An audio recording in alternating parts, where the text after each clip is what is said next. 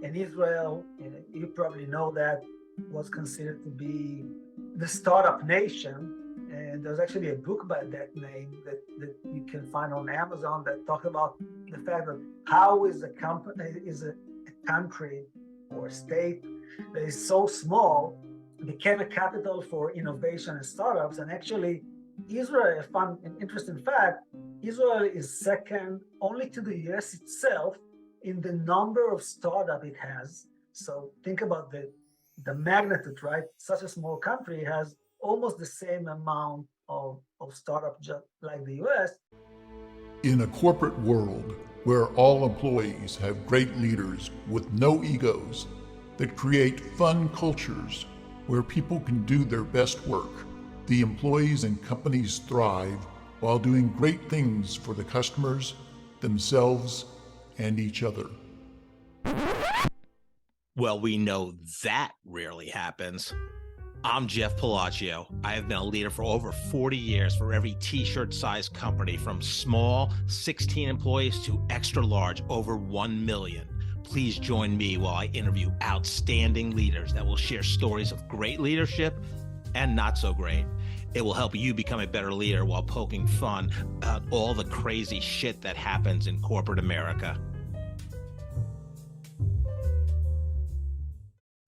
Hi, I'm Joe Deshawn, and welcome to the Corporate Couch with Jeff Palacio. Today, Jeff is interviewing Yoav Snir.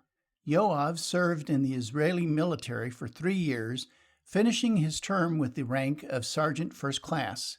Then he spent 22 years working for Amdocs, a software giant specializing in programming billing systems for telecommunications companies worldwide, attaining the title of Global Head of Digital Partnerships. After his career at Amdocs, he was the Chief Partnerships Officer for Novell Capital, a small startup funding platform providing B2B companies with growth capital and resources. Let's listen as Jeff talks to Yoav.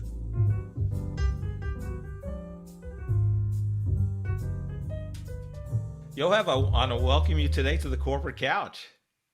Thank you, Jeff. Thank you for having me. I'm looking forward to having an interesting conversation today. Pretty sure you're the first guest. I've had some internationally born guests, but you will be the first one that was born in Israel, if that's correct.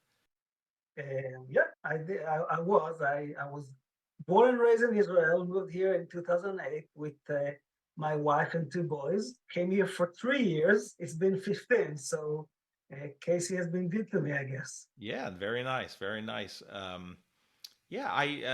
We're going to get into a little bit of childhood, but let's start with a fun question. So, even for people that know you fairly well, what would be one thing that would surprise them about you? That's a tough one. I'm pretty much an open book. People who knows me know a lot. But you know what? Here's one.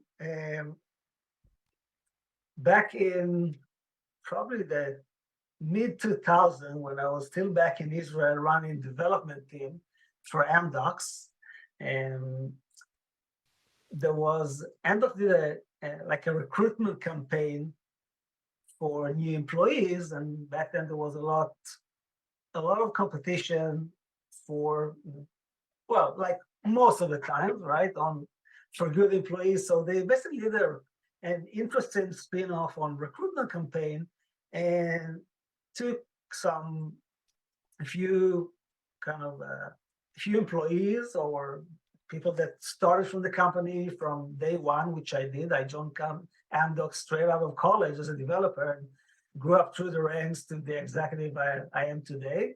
And so back then I was a development manager. I was running a development shop with, I think, probably like 40, 50 employees across 3 different continents. And they basically did like a story of, this is Yoav, this is the employee, this is what they did, this is how they got to Amdocs, this is what they like. And they put that recruitment campaign on billboards up and down Israel. So I was, if you would go like on one of the highways, you can see my picture on a huge billboard, and that's Wow. that's something that most people don't know. And when I I usually use that with the game if the three truths in a lie, Yeah, right? two So truths in I a tell lie, that, right? and usually I get away with it. Now, it would be phenomenal if you have the picture of that, a picture of one of the billboards. Does that exist or? Actually, I do, and not only that, they wanted to give it a spin. So the picture is of me with a red electric guitar and leather pens. So I'm not sure you want to use it for the podcast picture, but I definitely have that. Love it, love it, love it. Yeah, I know you're an aspiring musician. Also, we'll talk about that a little later on. So, what was fun for you as a child growing up in Israel? What did you love doing? Aside from music, which I started on music, started learning guitar and playing the guitar probably like at the age of 15, I guess, something like that. And music was and still is a big part of my life. So that's one thing I love. And the other thing is just, being outside and being with people. So in general, Israel, in a way, very much like here in Kansas City, is a very warm and welcoming environment. And as a child, and, I'll date myself here, but we didn't have a lot of cable TV or definitely not streaming, right?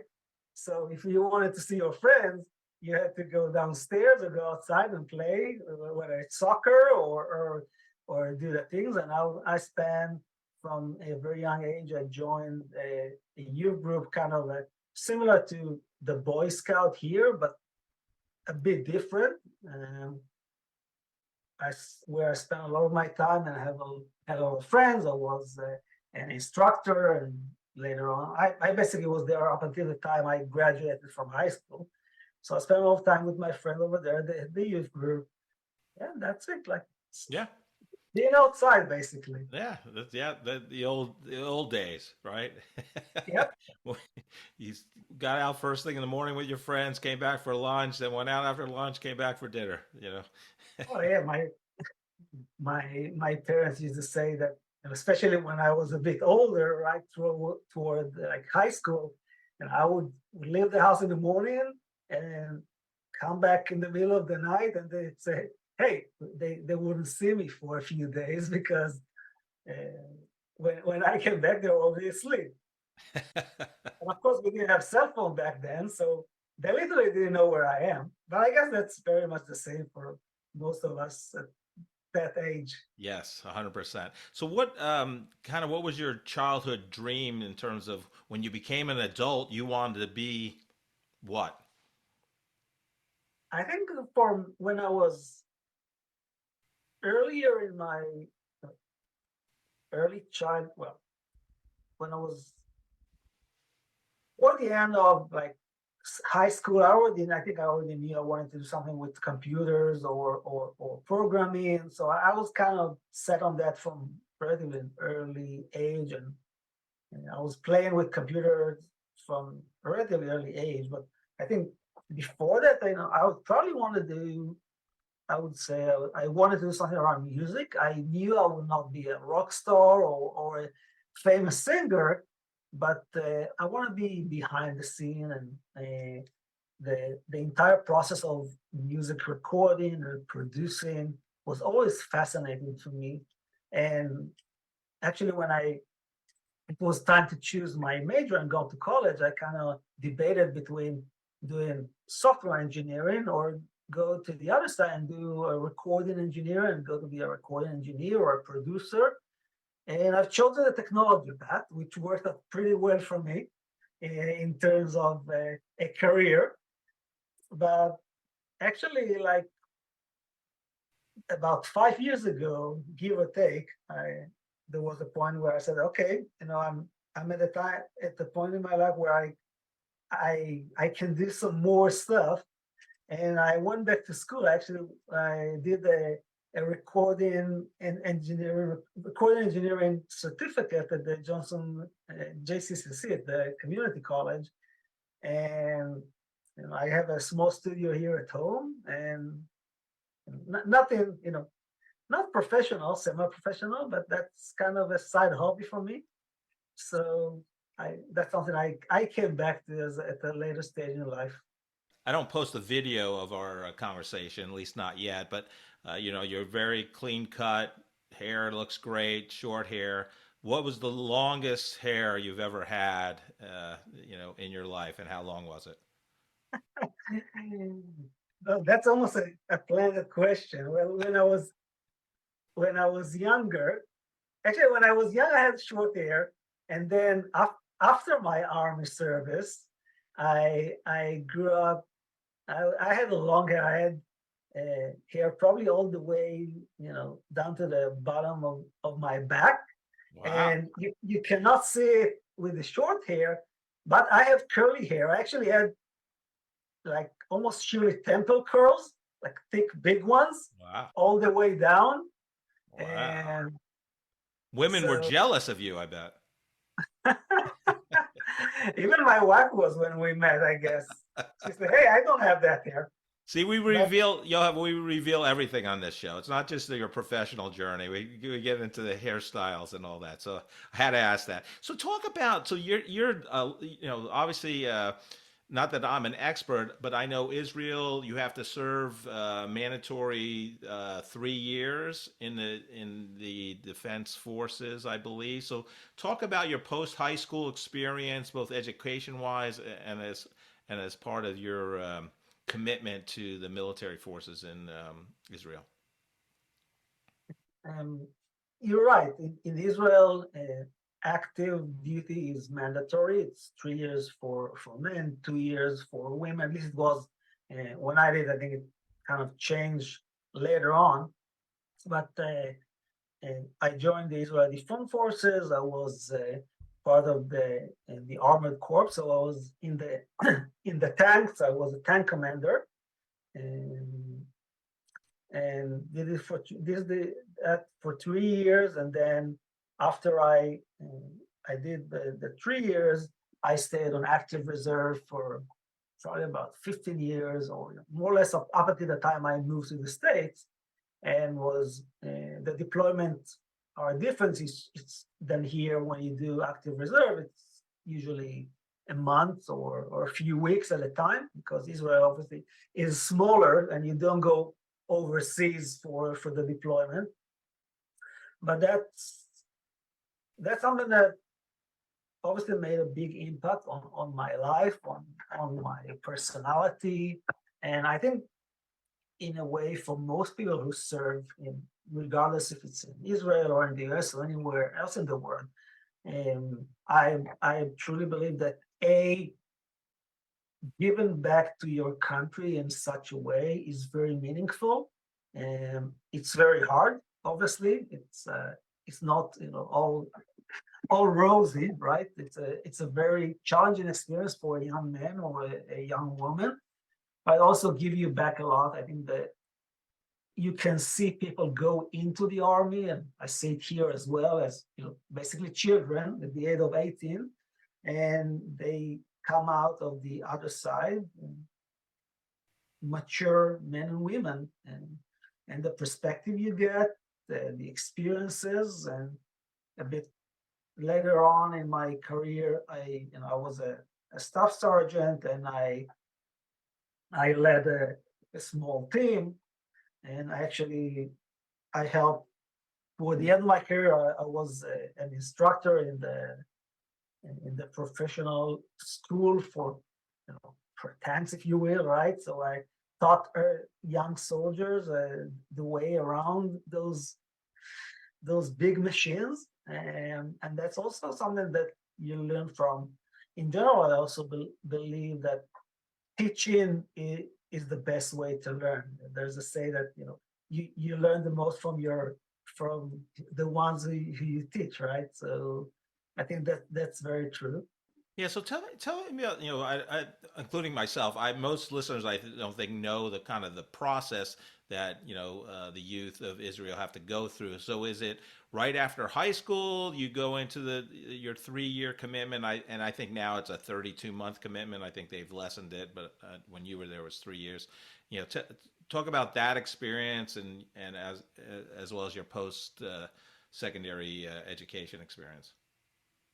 So you go from, yeah, more or less when you graduate high school, there are a few rounds of recruitment. So you get assigned a date, and then you basically go, and then you do the training, initial training, and depends on what you do, whether, some people are, kind of what they call a frontliner warriors, some are more professional experts, and some are more of a back office or operation, but depends on the profession that they assign to you, and you get the relevant training, and then you go and do what you've been taught to do.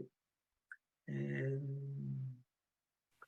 that's that. And then when, after I graduated from the army, kind of the end of 21, I took some time off, like most Israelis do, or at least did. And I they go to usually people go to some kind of a world tour, or hiking, or somewhere in the world, and it changes with the time. There was time that where South America was very popular. There was time that people would go to India, and go to an ashram somewhere and high in the mountains. Mine was actually kind of, you can say, boring maybe, but I actually wanted to see the States. So I traveled to the US, and I hiked up and down the US, East Coast, West Coast, most of the national parks, and I loved it. Obviously, that might be part of the reason we came here at some point, but that was my post-army travels, and then I came back, and it was time to start to pick a profession. And as I told you, I debated between the music and tech. I decided on tech, and I went to school at the Technion, the Israeli Institute of Technology, which is kind of a version of, probably here, like somewhere between MIT or Georgia Tech, in a much smaller scale, of course. Mostly Israel is smaller, but a very high level, high end technological institute. And I learned 4 years in software and information system engineering. And then when I graduated, I said, hey, that was good, but it was very hard. And I'll tell you a story about that in a minute, about my first semester. But I said, there's no way in hell that I'm going to do my master's, right? I'm done. Maybe, in 10, 20 years, when I'll be, I'll be handing over the keys to the CEO seat, and the board will say, hey, but in order to get the big dream job, you got to have your master's, maybe then. But if that doesn't happen, no way, right? Guess how much time it took me to go back to school and do my master's? 3 years. 3 years. Okay. Yeah, 3 years. So what changed? What changed? I started out Docs. I was a developer, and I did different things, different technologies, different application, and one of the great things about Amdocs, about being in a large company, especially in a growth stage, where Amdocs was back then, like growing like crazy, from both from a revenue perspective and personnel perspective. Then you get opportunities, and you grow with the company. So I've done a lot of different things, but after 3 years, I had an itch to do, like, to learn more, to do more, to diversify. And one of my friends wanted to do and her master's. One of my friends who we learned together. We did our first the engineering degree together. She wanted to do her master's and the MBA, and she said, "Hey, one way we do it together." And I said, why not? So do my master's degree, and but that was the end of it. After that, that were my academics. Now, tell me. So you before you took your kind of post-military, I'm going to take a break and go someplace fun. Had you ever been to the United States? Yeah, I was. I was first time I came to the States was at the age of 14. I came with my dad. It was my bar mitzvah trip or my bar mitzvah gift for my parents. Yeah, that's a nice gift. Yes, it is. It was.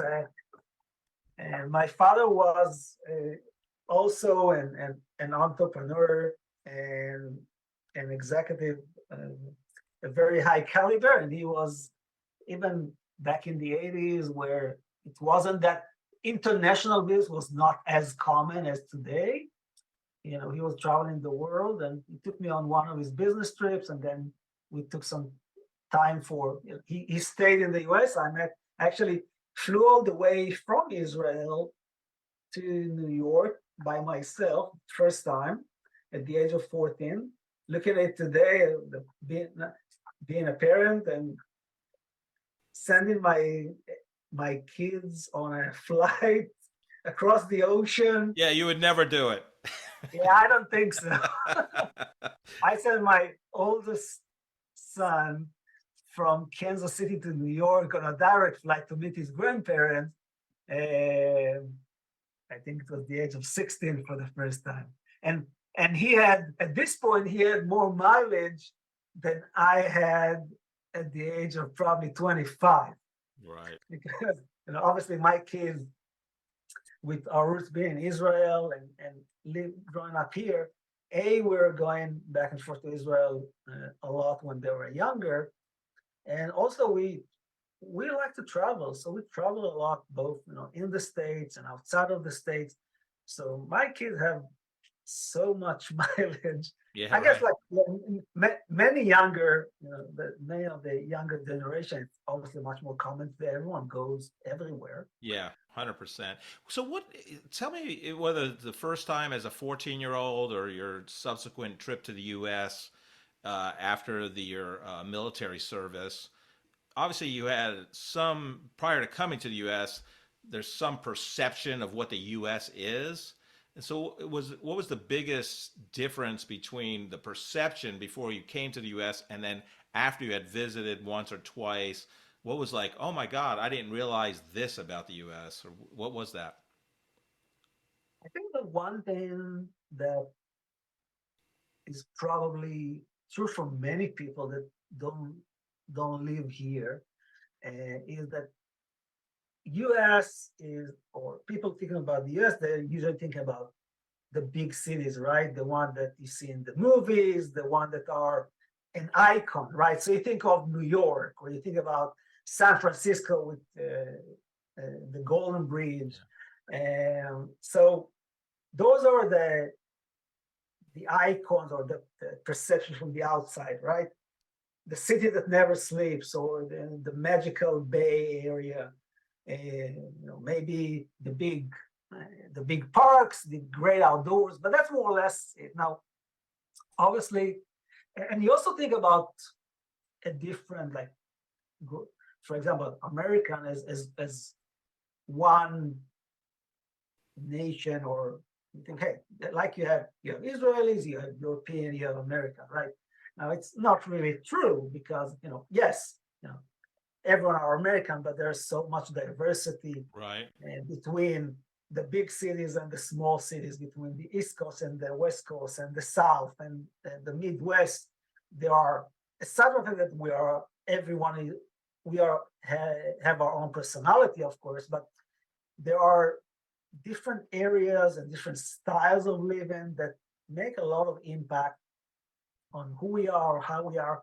And actually, no disrespect to New York and San Francisco, right? But most of the US is the middle of the US, right? Whether it's the farms or the small towns, that's most of the US, at least I'm not sure if population wise, but definitely size wise. So that's something that you learn. I kind of realized when I was doing the coast to coast and driving through the middle of the US, and also the diversity of the different landscape, the different styles, the different cultures or subcultures. But it takes a lot of time, right? Like in the US, if you want to go from Kansas City to Denver, even, right? It's a 9-hour drive or a 2-hour flight. And you can drive for hours and see the same scenery, which was, for me, growing up in Israel, it was weird. The reason is Israel, just to give a perspective, it's kind of maybe 1/10 of the size of Kansas and in size, and you can go, and it's long and narrow.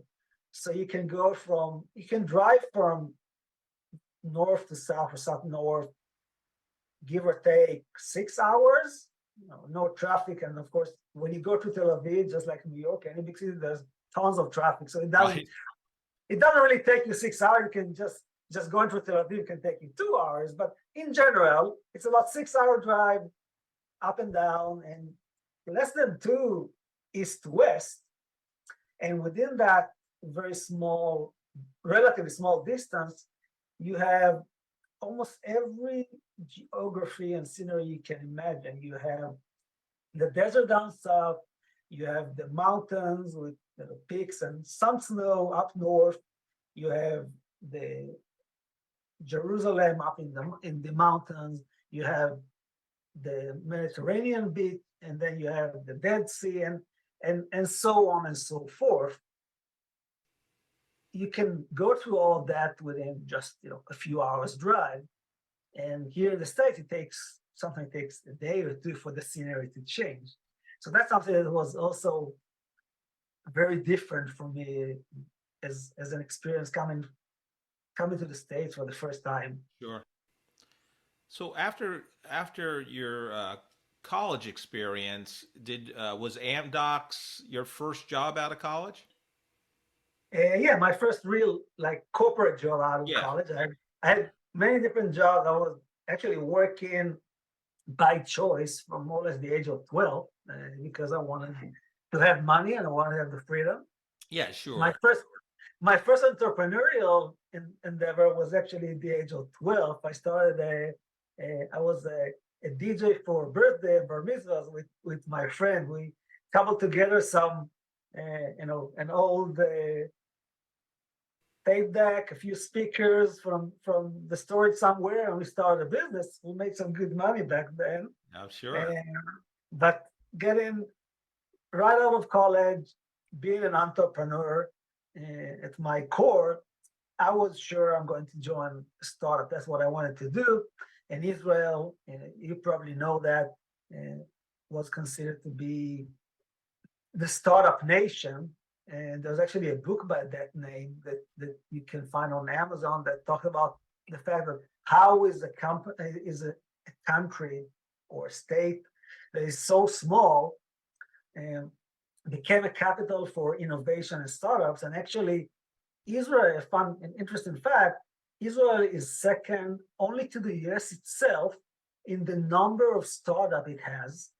So think about the magnitude, right? Such a small country has almost the same amount of startup just like the US, and it used to have before everything crashed, about 100 unicorns, right?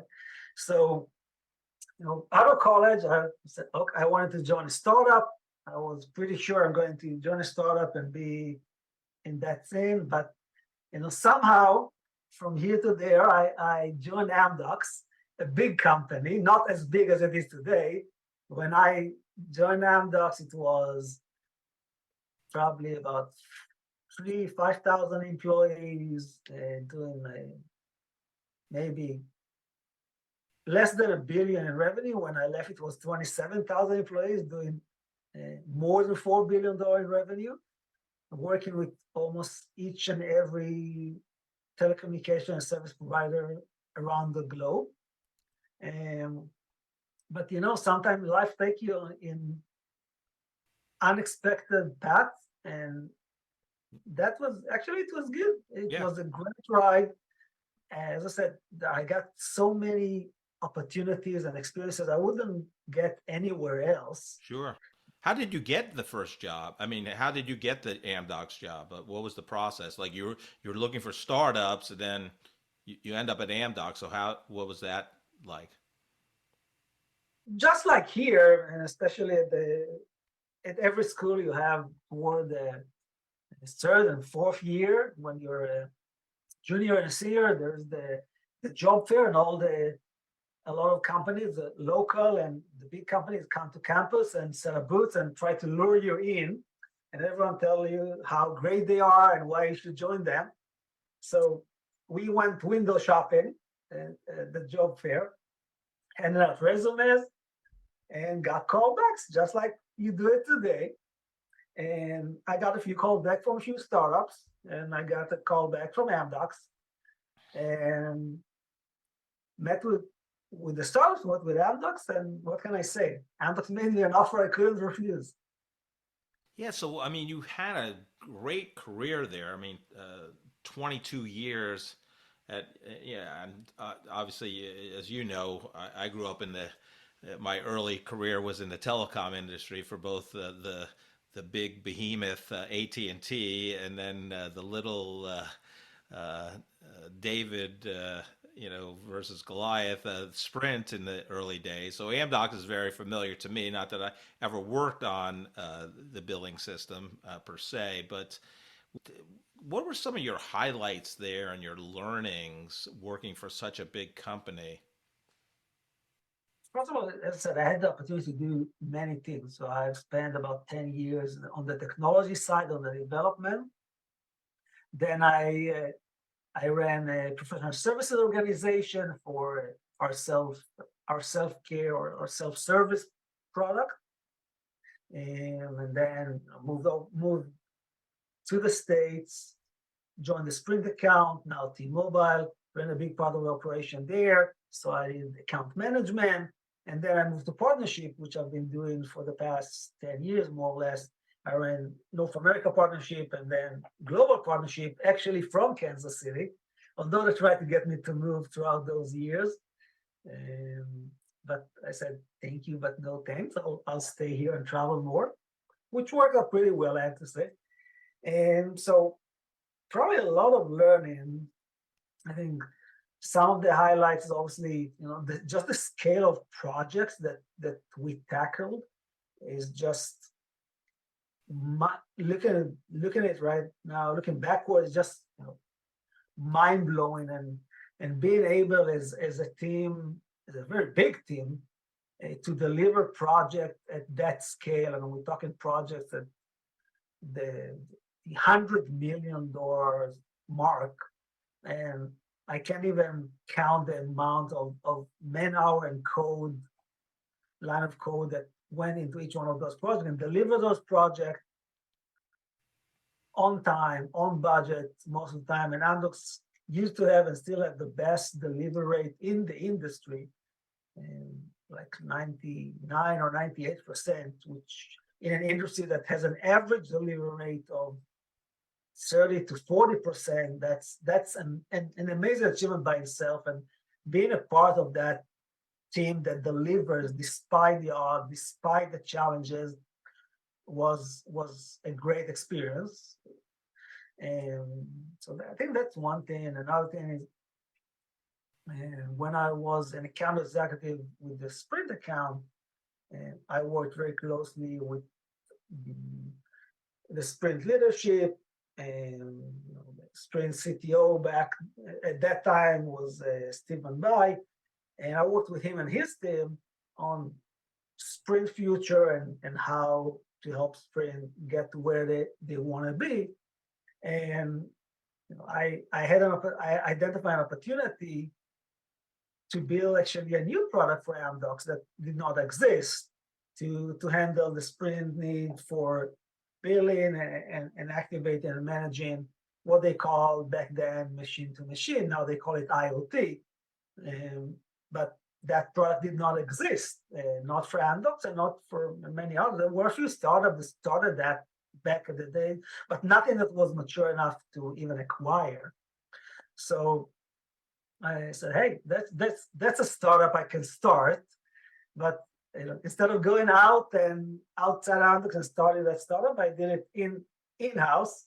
So I evangelized that idea, got some executive sponsorship from the North America division president, and actually went all the way up to Amdocs to the CEO and management, and convinced them that that's something we need to build.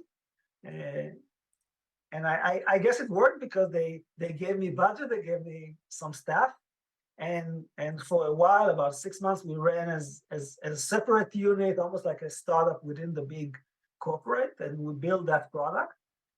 And then, like any good founder, once the product was up and we had some leads, even a small proof of concept deal, and I let someone else take the lead, and I moved on to the next thing. But it was an amazing experience. Of course, running a startup with a backup of a big company is easier than doing on your own. Bootstrapping in your garage. Yeah. So But, so it's interesting. So you have a unique perspective because the first 8-9 years of your career you're working in Israel. So you come over here, and similar to kind of visiting the U.S. for the first time, but from a culture perspective, how do you see the impact of culture on the way the U.S. does business as well as on the business relationships? This is a fascinating thing, right? Culture and business is something that a lot of people, I guess some people do, but maybe a lot of people don't recognize what a big part culture plays in the way we do everything. And of course, business is included, right? Because we grew up in different environment, and it formed who we are, what we are, and how we do it, and how do we see things. And there's actually, I studied that when I did my master's degree. I took a few courses about culture and business and how it relates. And there are a lot of different frameworks to define it, but there's one framework that is it's actually pretty straightforward.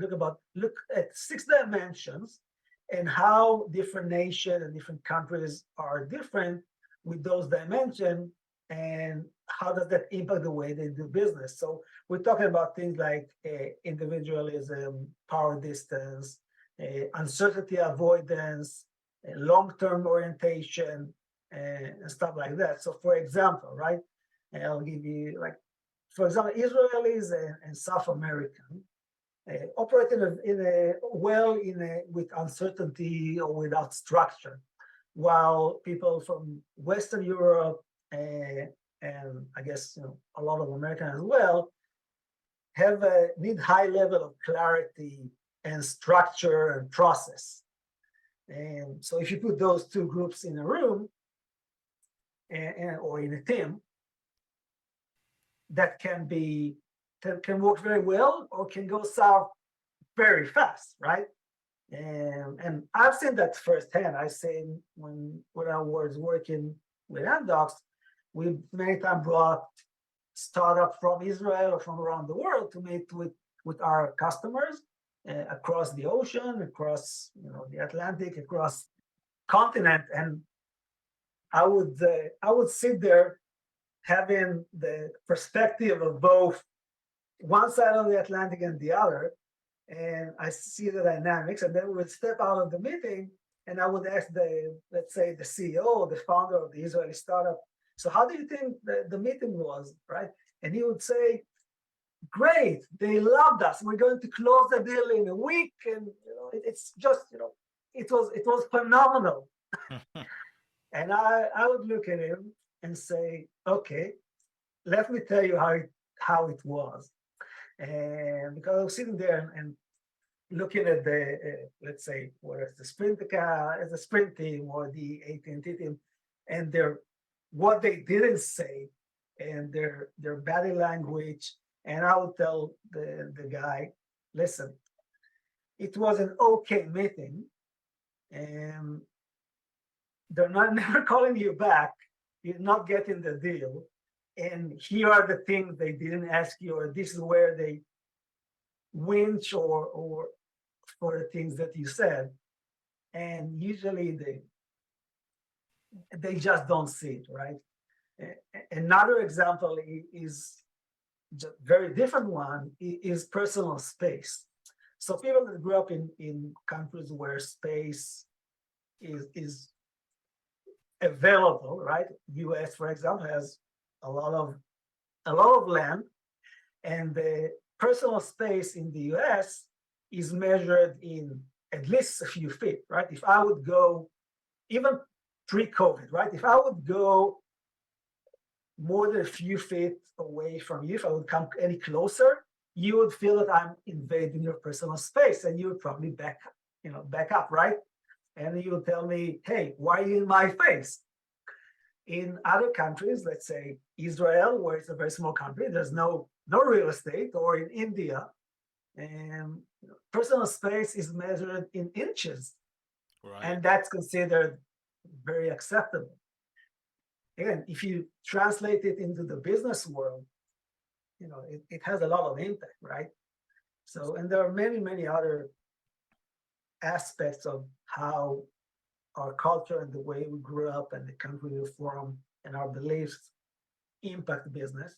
Now, obviously today, especially the younger generation, are more, there's more exposure, right? Everything is open, everything is on YouTube, so people know more about other cultures and religion, but still knowing about it from a perspective of an influencer or a YouTuber is one thing, living it is another. Sure. Yeah, and I think obviously the internet expedited and accelerated the learnings across countries, but I think it actually started with MTV.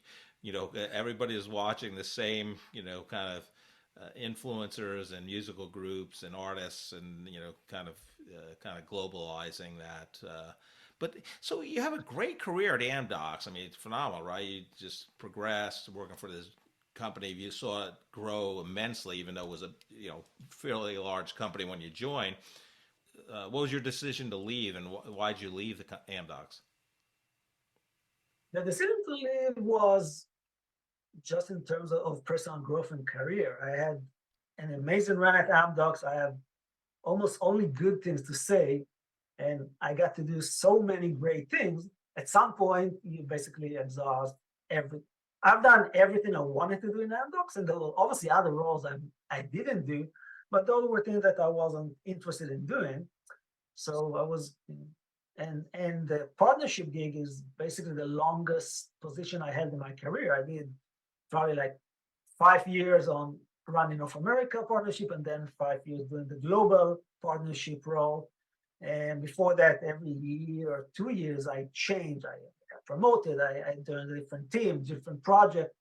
And so I love doing partnership, but even that, after 10 years, becomes a bit more of the same. I was looking for my next challenge.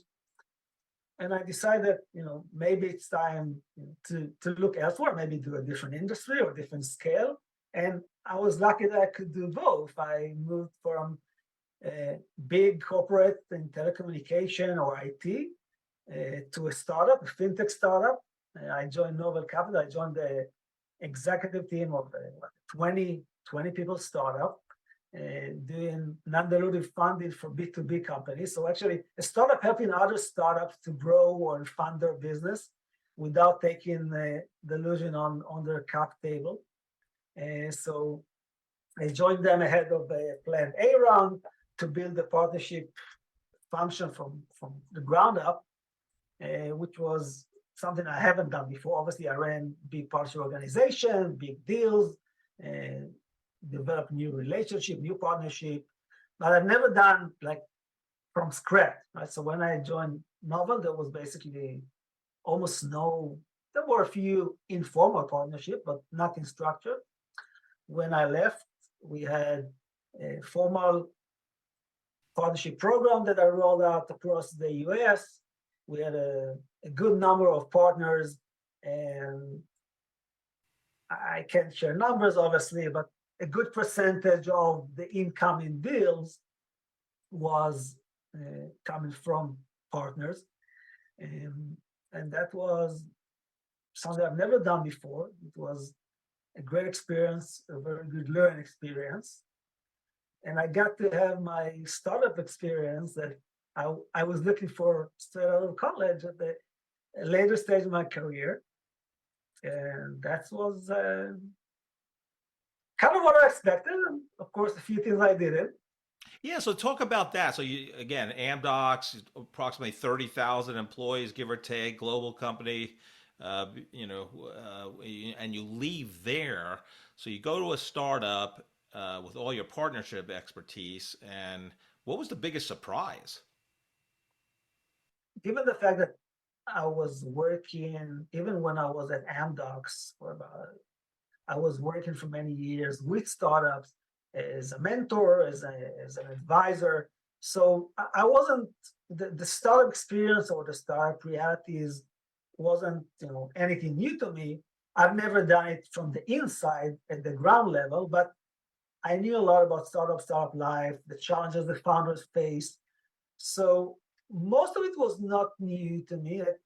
Probably the one thing that I didn't expect was the way that you work with people. And of course, in a startup, everyone wear different hats, right? So, the CEO makes the coffee, as they say. So everyone do many different things, but in the startup, all the time you have basically like the founders. Sometimes they have their first-time founders, sometimes they're an experienced one. You have a few people at the leadership position, usually people with a lot of experience. And then you have usually the rest of the team, especially at an earlier stage, are people straight out of college or people relatively earlier in their career. So there's not a lot in the middle, right? So it's either you have years and years of experience or almost none. So that gap and the fact that there's no one in between that can fill that gap was something I didn't expect to have. I didn't realize how much of an impact it can make on a business in the day to day, right? So, obviously, in a startup, a VP, a C level, you do all your work yourself, right? Even if you have a team, so either you pick up the phone and call partners or call customers, or if you're the CTO, you work on code or you work in environment. But then when you want to delegate, and I'm a big believer in delegation and letting the team do and support them so they can grow. I almost did it too much when I started at a startup. I was used to, giving people the assignment, giving them the context, giving them all the support, and let them do their thing their own way. And I realized that, especially with people at the earlier stage of the career, they need much more guidance and more involvement. And you sometimes need to handhold. Sometimes people are talented and can figure it out, but maybe not at the short times and deadline that you need, given the fast pace of a startup environment. And I guess that's something that I knew because 20 years ago when I ran development teams, I had developers that came straight out of college, but I always had the more experienced people, right? So we had a team that was very diverse from age perspective, from experience perspective. So you always had the more senior developers and the team leads. So you had the support structure. In a startup, you don't have it. And so I think that's probably one learning experience or something that I didn't expect going into startup. Sure. But Yeah, no, it's a great perspective and insight on startups, having worked at a few myself. I so what you're at when you're still at Amdocs, you got into this mentoring. I mean, for really great organizations, Techstar, the Pipeline Entrepreneurial Fellowship, Startup Mentor, Board of Advisors. What drove you to do that later on in your career at Amdocs? Part of it was my hunger for doing, again, for the entrepreneur in me. You know, I was having, I didn't want to, earlier, before I left Amdocs, there were many years where I love what I did. I still have a lot to do. I didn't want to leave Amdocs, but I wanted to get involved again with the startup experience. So that was a way for me, to get involved and have that startup experience without actually being a startup. It was also a way for me to give back to my community, whether here in Kansas City or back in Israel, and put into work or helping people that did not have my perspective, like we talked about earlier, whether it's the multicultural experience or first-time founders that never had the opportunity to sell to a large organization like AT&T, or to work with them and what it takes and what they're expecting, and also how you scale, right? How you build. When you're a 20 people organization, usually, if you have the right team and enough grit, you'll wing it, you'll make it happen, right? When you go over a certain size, you have to have structure, you have to have, even at the early stage, you have to have KPIs you work against and measure yourself, plans, target, more organized planning process, strategic planning process. And so those are things that I was doing, as a matter of fact, every day. But it's not something you're born with. I learned it from my mentors and from my managers over the years. So that was an opportunity for me to share that knowledge, that experience with others, especially with first-time entrepreneur, younger founders. So that's why I started, and it was also fun. Like, given the help on the one hand, and the more you give, the more you get back. Sure. And if you see a startup or a founder that you work with, making it happen and making it just makes you feel good. So it's another way that you made an impact in a small scale, right? Your Sure. small contribution. Yeah. So, I think honestly, it's a brilliant strategy career-wise, just from your own professional and personal development. You're still at this big company, a huge company, but through the course of your life, you have had this startup entrepreneurial bug, and you get to kind of satisfy that, as well as the other beautiful part of that is you're giving back all your expertise to these founders and being able to mentor. So I really love that. I think that's phenomenal. There's two groups I love to help during the podcast with great leadership advice from people that have had excellent professional accomplishments and careers like yourself. So first group is a recent college graduate, and they're trying to get their first job, and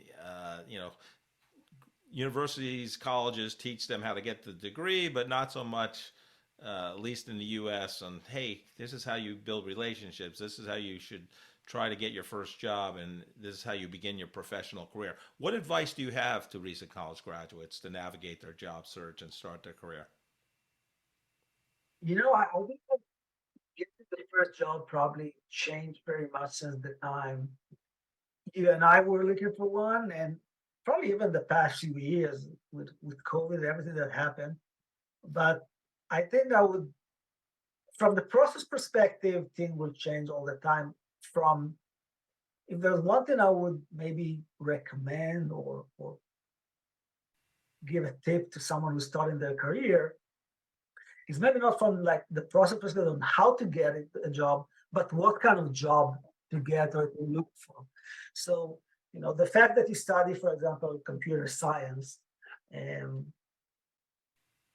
yes, usually you go and get a developer job, but A, not necessarily, and B, what kind of company do you want to work for? And of course, nothing is set, and your first job can be 2 years, and most people probably do 2 to 5. And, there's not too many people that go the 10 and 20, especially these days, but the pace of change is just so fast.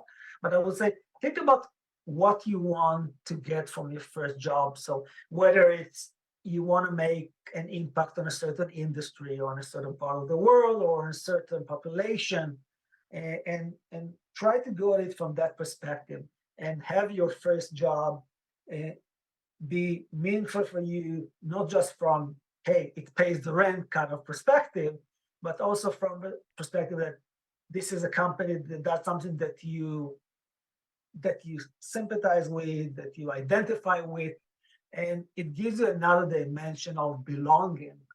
I think that that's very important at any stage of your career, but especially on the first one, it can give you better bonding, better commitment, another stronger reason to go and be your best. Sure. Yeah. No. I love that take, and that advice. The other group that I love to help is these. Usually, you're an individual contributor coming out of college, so you're not going to lead people from a HR perspective and have people reporting to you. But once you get that promotion and now are a manager or assistant director, whatever the title is called, and now you have people reporting to you and you're responsible for people, what leadership advice do you have for them as they begin their journey as a leader? Being a leader, at least for me, is a balancing act. And it's a balancing act between a lot of different things. But one thing I would probably emphasize is between listening and getting perspective from your team and making your own decisions. And that's a very delicate balance that a lot of time, especially younger manager, less experienced managers, um, take to one extreme or the other. Either they listen to their team, and that's analysis paralysis because everyone have their own view and there's no clear guideline on how to move forward, or they take it to the other extreme and being kind of the dictator, if you will, and they say, that's my view, that's how we're going to do it, and just because I'm the boss. And neither of those extremes work. The way I try to do it through my career, and I believe that's the leadership style that works for many, is always learn from the team. So listen to what they think, because it will help you make the right decision. They'll give you different data points or perspective you don't have. And also, what, if you make a certain decision, you also have perspective on, will it be a popular decision or not? Will it be hard to get the team behind you or not? And it will help you make the decision. But at the end of the day, you need to make your own decision based on your view, on your experience, on what management is expecting, what the company is trying to do, and entire set of parameters that will fit into that decision. And you need to make that, and you also need to communicate it with the team in a certain way based on the dynamic of the team, based on your personality and the other personalities, in a way that will be clear and will get them engaged. Obviously, some decisions are harder than others. Some are very straightforward. We're doing this project, this timeline. It's not a big deal, right? We're using this environment, this technology, or the other. Let's just do it. Others are a bit more challenging, but I think working with the team and building on their insight and then using it to form the right decision, the right message is a skill you need to master. You have I've loved your career journey. It's so impressive, and I love how you navigated a very kind of corporate career with a large company, but still fed your entrepreneurial startup uh, love and passion. And I know that's where you're focusing on today. And we didn't even get into you co-founded a not-for-profit, but thank you so much for being a guest on the Corporate Couch today. Thank you very much, Jeff. It was a pleasure talking to you. Reliving some of my career highlights and some very good questions that took me a while to get my head around, but it was a fun discussion. I hope people that will be listening will find that beneficial, or at least fun as we did. Sure, And I know they looking will. forward to our next chat. Yeah, thank you so much. Have a great rest of the day. So interesting, Yoav's conversation and his career. Obviously, our first Israeli-born executive spent a lot of his career there. Worked for Amdocs, a software giant in the telecom industry, and mainly billing platforms. One thing I thought about though, what a great, like, I think he got promoted, so he's a big guitar player, and he wanted to be uh, playing a rock band, as I think is his childhood aspiration. And I love it when you interview musicians. I know you do, Joe. Like I should Interview just seek musicians and them out. preachers. And I love it. Yeah, he still plays today. He Huh? has, I think he said he has like 10 guitars or something. I don't know. But so he gets promoted, and they put him on various billboards with different poses, and he's in his leather pants and he has his guitar. I'm like, what a great culture building thing. Like, you get Isn't that promoted. great? Imagine in Kansas City or New York or LA, you get promoted and you're, hey, we're going to put a billboard up for you. And, they were not a small company at that time. I mean, Oh yeah. obviously, when he left in, I think 21, at 31,000 employees. So yeah, I just thought that was great. And then the other takeaway I had with our conversation is just think about, you spent 22 years at the company. You're the head of global partnerships. And then you decide, I've learned enough here, and I'm going to go to a less than 20 person firm startup and be the chief partnership officer. So I thought that was just fascinating.